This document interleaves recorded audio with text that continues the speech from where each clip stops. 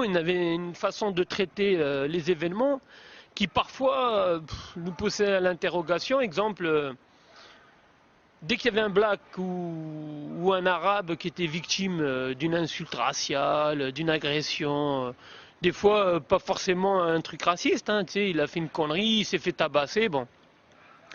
Et là, on avait des directives du national, il fallait impérativement traiter l'affaire, c'était le racisme et tout.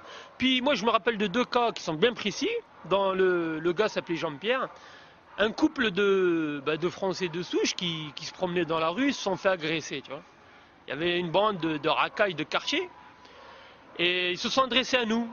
Donc moi j'étais dans l'association, ils se sont adressés à nous et à un moment donné ils ont fait part de ce qu'ils avaient subi. Alors sale français, sale guerre, on va vous défoncer. Pendant que le mari se faisait tabasser, la femme elle se faisait insulter. Sale blanche, va faire sa tarasse, tu vois. Et c'était vraiment du racisme pur, quoi. C'était en même temps qu'on tabasse le mari, la blanche, on te salit tout. Donc ils se sont adressés avec nous. Et lorsque le national a été informé, ils ont fait une directive. Ils nous ont dit, les gars, ça c'est de l'ordre du droit commun. C'est de la délinquance sur la voie publique, ils se sont fait agresser, laissez tomber cette affaire.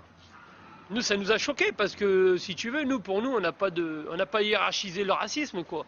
Dès lors que tu es victime d'une intolérance, tu rentres dans le cadre d'SOS. Et puis une deuxième affaire, c'était là, pareil, un homme donc qui sortait de boîte et qui a eu, pareil, lui par contre, ils lui ont mis un coup de balafre, ils l'ont insulté de tous les noms, donc il avait été blessé au visage et il s'adressait à SOS Racisme à l'époque. Et pareil, dès qu'on est monté au créneau, on nous a dit s'il vous plaît, parlez pas de cette affaire. Bon.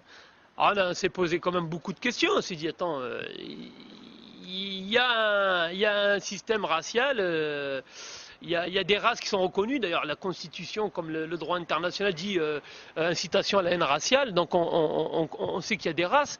Mais apparemment, pour SOS Racisme, il y a les races asiatiques, africaines, eurasiennes, mais il n'y a pas la race blanche, quoi. Et un autre fait qui nous a... Alors là, c'est un peu mon parcours. C'est que c'était une plateforme de recrutement. Parce que c'est de là qu'on allait à l'UNFID, ou bien on allait au MJS, donc au Mouvement des Jeunes Socialistes. Et tous les cadres, tous les responsables, c'était des mecs du PS. Et forcément, quand tu évolues à SOS, tu finis par évoluer au MJS, ce qui a été mon cas pendant 3 ans.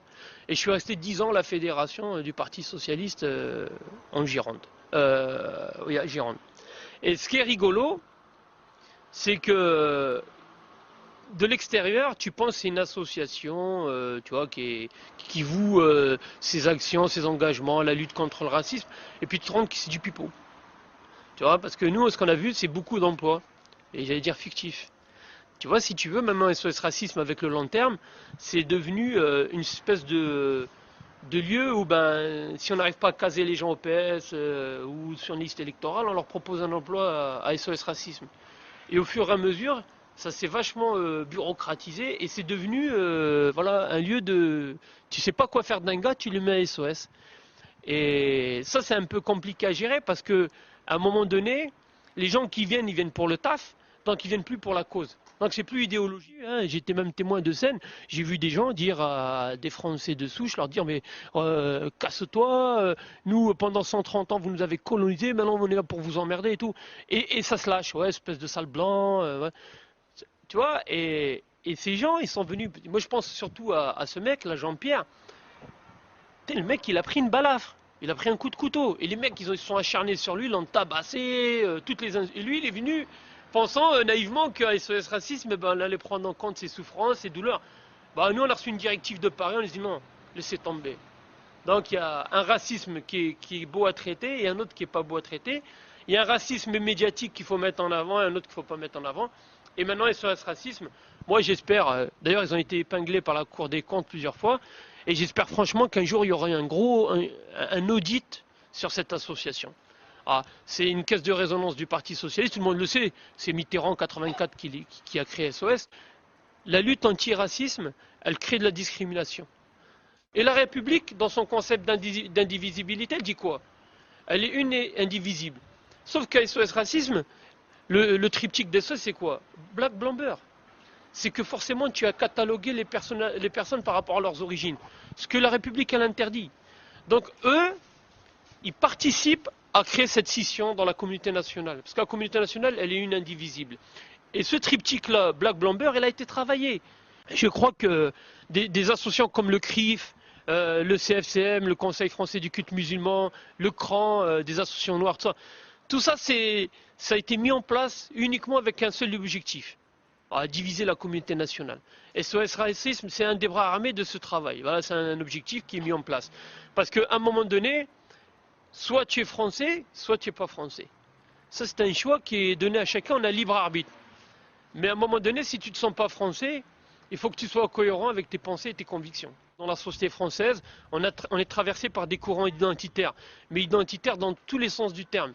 C'est-à-dire, tu les trouveras chez les Arabes, comme chez pas les Arabes, chez des Blacks. Aujourd'hui, il y a des Black Power, il y a des Arabes Power, il y a des Juifs Power. Voilà, tu as plein de mosaïques comme ça, de groupuscules qui revendiquent une identité et au détriment des autres. Ah, la République française, c'est comme la laïcité, elle crée un équilibre, une équité, personne n'est prédominant par rapport aux autres. Voilà, la France, c'est ça. Si tu n'as pas accepté ce concept, il faut que tu rentres chez toi, tu retournes où tu viens. Et à SOS aujourd'hui, ben, on a quoi? On a que des charlatans comme Malek Bouti, qui il fait une tribune dans Le Monde Libération. Il dit: j'ai jamais vu autant de racisme au Parti Socialiste, un parti où il y a beaucoup de racistes. Et puis pour calmer le jeu, on offre un poste à sa femme dans un conseil général. Voilà. Voilà, ces pratiques-là, elles ont tué la France. Voilà. Et aujourd'hui, l'antiracisme, il crée le plus grand racisme en France.